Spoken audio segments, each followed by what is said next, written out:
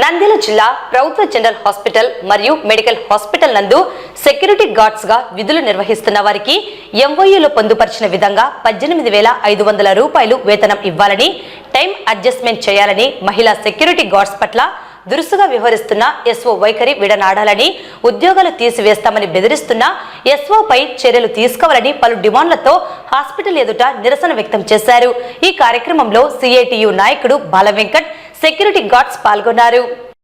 ఈరోజు నంద్యాల ప్రభుత్వ ఆసుపత్రిలో పనిచేస్తున్నటువంటి సెక్యూరిటీ గార్డులకు ఎంఓయూ ప్రకారం వేతనం పెంచమని అడిగితే ఈరోజు ఇక్కడ ఉన్నటువంటి ఎస్ఓ కేజీ రెడ్డి గారు మరి మహిళా సెక్యూరిటీ గార్డుల పైన అట్లాగే పురుష సెక్యూరిటీ గార్డుల పైన మరి బెదిరింపులకు పాల్పడతా ఉన్నాడు. మీకు వేతనం పెంచం, మీరు ఉద్యోగాల్లో నుంచి పోండి అనే పద్ధతిలో చెప్పి బెదిరిస్తా ఉన్నాడు. ఇది చాలా అన్యాయం. ఎందుకంటే కూటమి ప్రభుత్వం అధికారంలోకి వచ్చిన తర్వాత మరి ఈ రోజు సెక్యూరిటీ గార్డులకు ఎంఓయూలో పొందుపరిచారు. 18,500 రూపాయలు ఇవ్వమని చెప్పేసి ఎంఓయూ ఉంది. మరి ఎంఓయూ ప్రకారం వేతనం ఇవ్వమని అడుగుతా ఉంటే ఈ రోజు మీరు ఉద్యోగాల నుంచి మానుకొని పోండి అనే పద్ధతిలో ఉన్నారు. ఇది అన్యాయం. అలాగే ఇక్కడ ఉన్నటువంటి ఎస్ఓ గారు దాదాపు టైం అడ్జస్ట్మెంట్ చేయమని అడుగుతా ఉంటే మరి మహిళా కార్మికులు 6 గంటలకు మరి డ్యూటీలో ఎక్కే పరిస్థితి.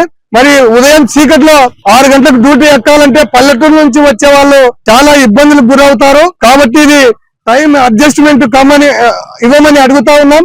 అట్లాగే మధ్యాహ్నం డ్యూటీ సంబంధించి 2 గంటల నుంచి 10 గంటల వరకు డ్యూటీ చేయాలి. మరి 10 గంటలకు డ్యూటీకి చేసిన తర్వాత మహిళా కామ్రేడ్స్ మరి ఈరోజు ఇంటికి పోవాలంటే చాలా ఇబ్బందులతో కూడుకున్నటువంటి పరిస్థితి. పొరపాటున వాళ్ళకి ఏమన్నా జరిగితే మరి కేజీ రెడ్డి గారు మరి బాధ్యత వహిస్తారని చెప్పేసి మేము అడుగుతా ఉన్నాం. ఇప్పటికైనా మరి ఎంఓయూ ప్రకారం టైమింగ్ కోరుతా ఉన్నారు. మేము కూడా ఎంఓయూ ప్రకారం మరి 18,500 రూపాయలు ఇవ్వాలి. అట్లాగే 6 నెలలకు ఒకసారి యూనిఫామ్ ఇవ్వాలి.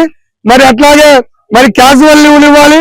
మరి ఇవన్నీ ఏం లేకుండా ఒక టైం ప్రకారం మరి 6 గంటల నుంచి మరి 2 గంటల వరకు డ్యూటీ చేయమని మరి బెదిరించడం చాలా అన్యాయం. ఇప్పటికైనా కేజీ రెడ్డి గారు మరి టైం అడ్జస్ట్మెంట్ చేసి ఎంఓయూ ప్రకారం 18,500 ఇవ్వాలి.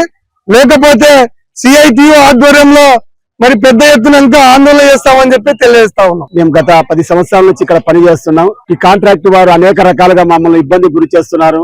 ఈ గురి చేయడం వల్ల మేము ఈ మధ్య కాలంలో మేము నారా లోకేష్ గారిని, అలాగే ప్రిన్సిపల్ సెక్రటరీ గారిని, మా డిఎంఎస్ గారిని కలసడం జరిగింది.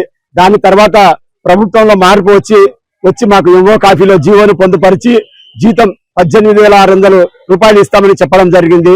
దాని తర్వాత మాకు ఎంఓ కాఫీలో ఇంత జీతం వస్తుందని చెప్పేసి ఇక్కడ ఉండే ఎస్ఓ గారికి అది అంతుపట్టలేక దాని విషయంలో బాధపడుతూ ఆయన ఎస్ఓ గారే ఉండారో లేకుంటే కాంట్రాక్టర్ ఉండారో ఆయనకైతే అర్థం కావటం లేదు.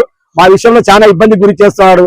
మేము ఎంఓ ప్రకారం జీతాలు అడుగుతుంటే ఆయన ఏం చేస్తామంటే మమ్మల్ని చీలగొట్టి మమ్మల్ని దూరపరిచి ఆ జీతం కాంట్రాక్ట్ ద్వారా తక్కువ ఇప్పించాలని ఆయన చేస్తుంటే ఉదయం 6 గంటలకు రావాలి, 6 గంటలకు వచ్చి మధ్యాహ్నం 2 గంటలకు పోవాలి, 2 గంటల నుంచి రాత్రి 10 గంటలకు పోవాలి అని ఈ టైం మాకు చెప్తూ మమ్మల్ని అనేక రకాలుగా ఇబ్బందులు గురి చేస్తున్నాడు. మేము ఏదైనా యూనియన్ పెట్టుకుంటే తీసేస్తామనే ధోరణిలో చెప్తున్నాడు. అలాగే లేడీ సెక్యూరిటీ గార్డుని అయితే చాలా ఇబ్బందికి గురి చేస్తున్నాడు. కాబట్టి వాళ్ళు రాత్రి 10 గంటలకు ఏ విధంగా పోతారు? ఎందుకంటే సమాజంలో స్త్రీలు చాలా గౌరవించాలని మన అనేక మంది చాలా మంది చెప్తుంటారు. స్త్రీలు రాత్రి పూట 10 గంటలకు వెళ్ళిపోతారా? ఎందుకంటే ప్రతి ఒక్కరికి తల్లి ఉంటది, అక్క ఉంటది, చెల్లి ఉంటది. అందరూ వారి కుటుంబ పోషణకు రకరకాలుగా వస్తుంటారు. కాబట్టి వాళ్ళ పోషణ ఏ విధంగా జరగాలి? రాత్రి 10 గంటలకు ఒకసారి లేడీ సెక్యూరిటీ గార్డు పోవాలంటే రకరకాలుగా చూస్తున్న కుక్కలు ఉంటాయి వెనకంబడి, ఆటోలు దొరకవు, దొరకవు. రాత్రి పూట ఆటోలు పోవడం తాగిన వాళ్ళు ఉంటారు. ఇవన్నీ ఎస్ఓ గారికి తెలియదా? ఆయన మానవ రూపంలో పుట్టినాడా లేదా అర్థం కావటం. దయచేసి ఇప్పటికైనా ఈ ప్రభుత్వం ఏం చేయాలంటే ఈ ఎస్ఓని తొలగించాలి. ఈ ఎస్ఓ ఎప్పుడైతే వచ్చినాడో మాకు అనేక రకాల కష్టాలు పొందుతున్నాం, ఇబ్బందులు పొందుతున్నాం. మాకు 1 రూపాయి పెంచింది లేదు, ఏం చేయలేదు. ఆయన వచ్చిన తర్వాత మమ్మల్ని రకరకాల ఇబ్బందులు గురి చేస్తారు. కాబట్టి ఇప్పుడుండే తెలుగుదేశం ప్రభుత్వం ఈ ఎస్ఓ రెడ్డి అనేట ఆయన తీసివేసి మాకు కొత్త ఎస్ఓని పొందుపరిచి మా యొక్క ఎంఓ కాపీలో ఏమైతే పొందుపరిచారో ఆ ఎంఓ కాపీలో మాకు జీతం అనేది ఉంది. ఈఎస్ఐ పిఎఫ్ సక్రమంగా చెల్లించాలి, సంవత్సరానికి 2 జతల బట్టలు ఇవ్వాలి. ఇలాంటివన్నీ ఉన్నాయి. ఇలాంటివన్నీ అడిగితే మీకు ఇవన్నీ సంబంధం లేదు, మీరేమన్నా హోమ్ గార్డ్లా అని రకరకాలు అడుగుతారు. మీరేమన్నా ఫిట్నెస్ ఉందా అంటే మేము దాదాపుగా 15 సంవత్సరాల నుంచి పనిచేస్తున్నాం.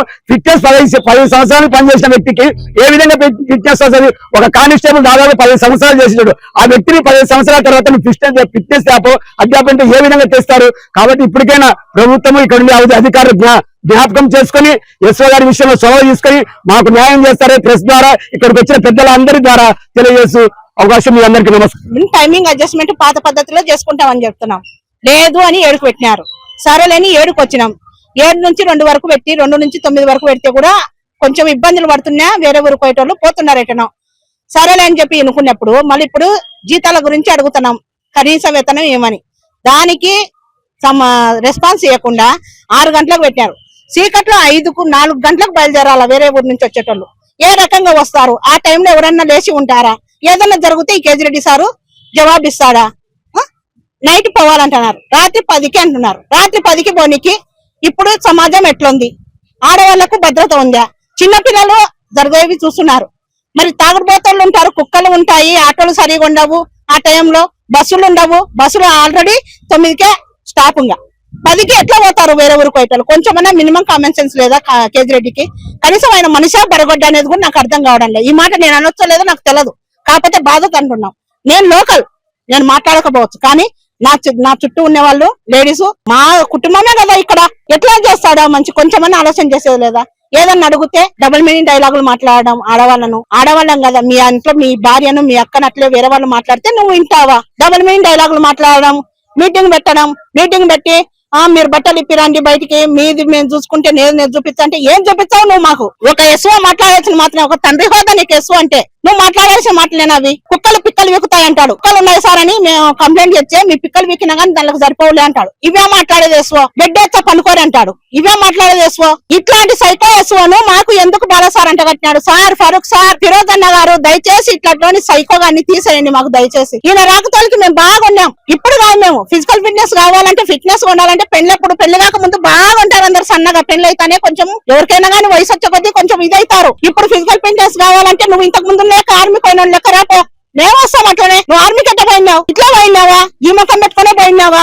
కొంచెమన్నా ఆలోచన లేదా? సిగ్గు లేదా? ఆడవాళ్ళ ఎట్లా మాట్లాడుతున్నా అని తెలివి ఉండాలా కొంచెమన్నా మాట్లాడడానికి. ఇప్పుడు మేము 10 గంటలకు పోవాలంటారు. నేనే లోకల్లో పోతుంటే కుక్కలు అమ్మడించుకున్నాయి మమ్మల్ని బండమ్మడి. మరి ఎట్లా చెప్పండి? దీనికి జవాబుదారి ఇస్తాడా కేజిరెడ్డి? రాసిస్తాడా మాకేం కాకుండా చూసుకుంటానని? తండ్రి పాత్ర పోషిస్తాను. నీ పిల్లని ఎట్ట కాపాడకుండా మమ్మల్ని ఎట్ట కాపాడాలా? నువ్వు నీకున్నాయా బుద్ధులు? ఎప్పుడు న్యూసెన్స్ మాటలు మాట్లాడతావు, అన్ని వర్గల్ లాంగ్వేజ్ యూజ్ చేస్తావు. ఒక సైకోను మాకు తీసుకొచ్చి అంట కట్టినారు. దయచేసి సైకోను తొలగించి మాకు కేటాయించిన టైంలో మేము డ్యూటీలు చేసుకుంటాము. దీనికి మాకు మద్దతు తెలపండి. అందరూ సపోర్ట్ ఇవ్వాలన్నా మీరు ప్రతి విషయంలో మాకు అండగా ఉంటారు. మీడియా అన్నారు, మీకు ధన్యవాదాలు. ఏఐటీఎస్ అన్నలకు కూడా ధన్యవాదాలు, పెద్ద ఆయనకు ధన్యవాదాలు, సిఐటిఎస్ వాళ్ళకు ధన్యవాదాలు. ప్రతి విషయంలో మాకు తోడుంటారు కాబట్టి ఇది పెద్దవాళ్ళ దృష్టికి తీసుకుపోండి. మాకు కనీస వేతనం 18,500 ఇవ్వాలా, 15 సీఎల్ ఉన్నాయి, అవి ఇవ్వాలా. మాకు ఆఫ్లు సరిగా ఇవ్వకుండా అన్నాడు, అవి కొంచెం చేయండి అన్న దయచేసి. జై హింద్.